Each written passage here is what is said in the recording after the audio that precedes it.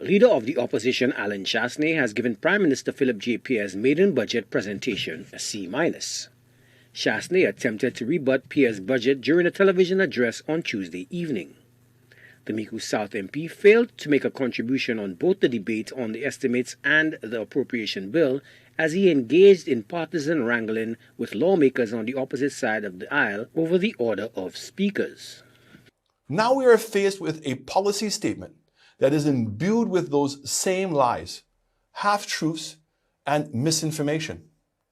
The Prime Minister's budget was lacking in logic and coherence, scattershot in its application, lacking in real leadership and courage to do what is right. In fact, if I had to rate this presentation, I would give it a triple C-. It was void of clarity, void of confidence, and void of any conviction.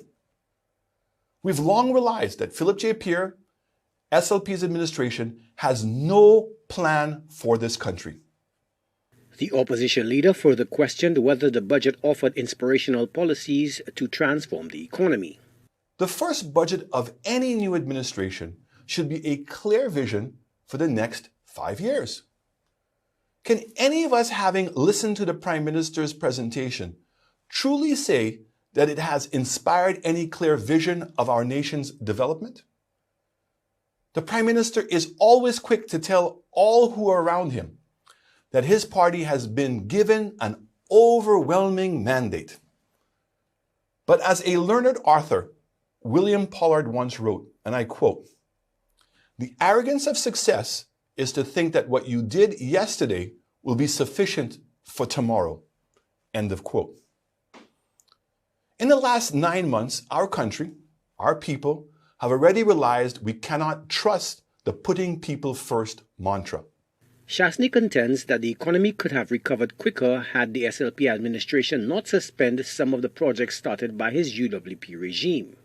Can you imagine how much further down the road to the recovery our government would have been had the SLP not stopped the many capital infrastructure projects that had been initiated by the UWP administration? Imagine. Acts of vindictiveness and petty politics by the SLP continue to stymie our development efforts. Yet this administration has the nerve, the arrogance to try to take credit for these impressive numbers. Let me be very clear to the people of St. Lucia. This current administration cannot lay claim to any successes. These successes are the direct result of the policies of the UWP government, and at no time did this present administration, when in opposition, endorse, give credence to, or actively support our national efforts.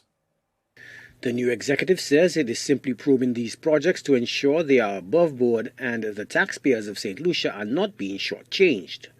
The Micoud South MP also does not believe the current administration is doing enough to absorb the rising cost of fuel to offer relief to consumers. Joachim de Plessis, HTS News Force.